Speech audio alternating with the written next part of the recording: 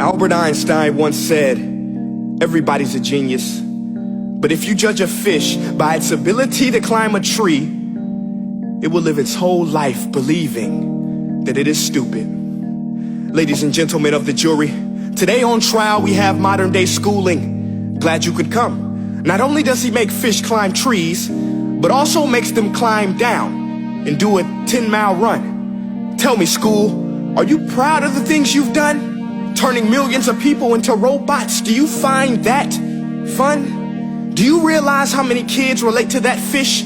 Swimming upstream in class, never finding their gifts, thinking they are stupid, believing they are useless? Well, the time has come, no more excuses. I call school to the stand and accuse him of killing creativity, individuality, and being intellectually abusive. He's an ancient institution that has outlived his usage.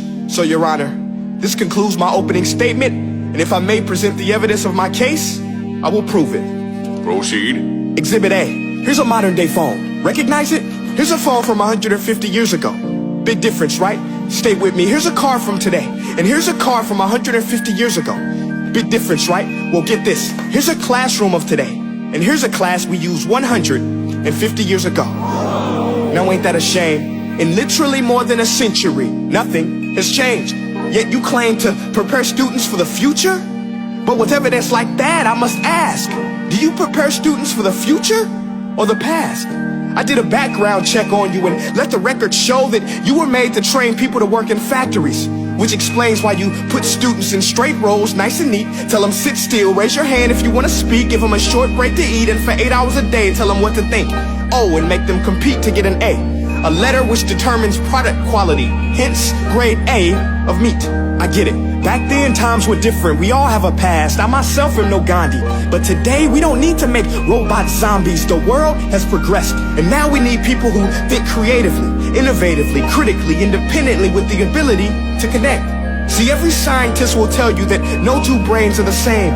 And every parent with 2 or more children will confirm that claim. So please explain why you treat students like cookie cutter frames or snapback hats, giving them this one-size-fits-all crap. Watch your language. Sorry, Your Honor, but if a doctor prescribed the exact same medicine to all of his patients, the results will be tragic. So many people will get sick, yet when it comes to school, this is exactly what happens. This educational malpractice, where one teacher stands in front of 20 kids, each one having different strengths, different needs, different gifts, different dreams, and you teach the same thing the same way? That's horrific. Ladies and gentlemen, the defendant should not be acquitted. This may be one of the worst criminal offenses ever to be committed. And let's mention the way you treat your employees. Objection. Overruled. I want to hear this. It's a shame. I mean, teachers have the most important job on the planet, yet they're underpaid? No wonder so many students are short-changed. Let's be honest, teachers should earn just as much as doctors, because a doctor can do heart surgery and save the life of a kid, but a great teacher can reach the heart of that kid and allow him to truly live. See, teachers are heroes that often get blamed, but they're not the problem. They work in a system without many options or rights. Curriculums are created by policymakers, most of which have never taught a day in their life. Just obsessed with standardized tests. They think bubbling in a multiple choice question will determine success. That's outlandish. In fact, these tests are too cruel to be used and should be abandoned, but don't take my word for it.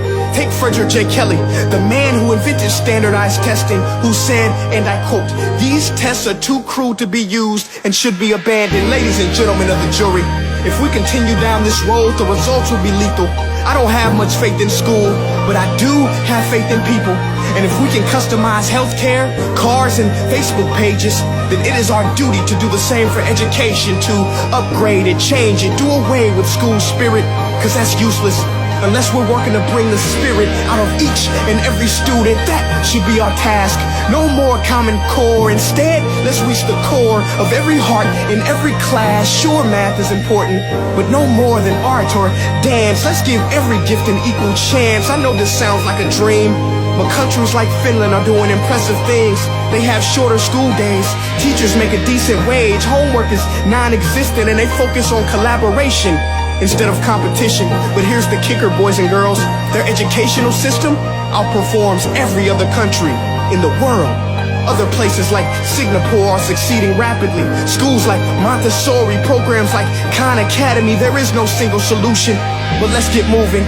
Because while students may be 20% of our population, they are 100% of our future. So let's attend to their dreams, and there's no telling what we can achieve. This is a world in which I believe, a world where fish are no longer forced to climb trees. I'll rest my case.